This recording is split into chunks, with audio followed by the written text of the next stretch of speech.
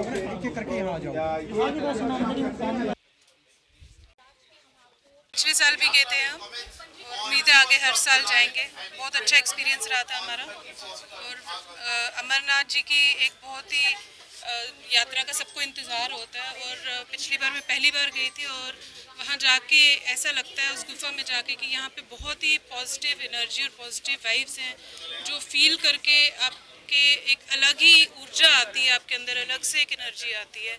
यात्रा की रजिस्ट्रेशंस के लिए स्पेशलाइज्ड काउंटर लगाया गया है। जिसको भी रजिस्ट्रेशन करानी है मेडिकल सर्टिफिकेट जो है वो लेके साथ आए, आधार अथेंटिकेशन होगा और यात्रा परमिट फॉर्म जो है जनरेट होके उनको दे दिया जाए। बड़ी बेसब्री का इंतजार था इस दिन का कि ये दिन कब आए, तो आज ये दिन आ ही गया है। आज हम उसके लिए आए हैं रजिस्ट्रेशन करने के लिए। आज ही बार की रजिस्ट्रेशन है।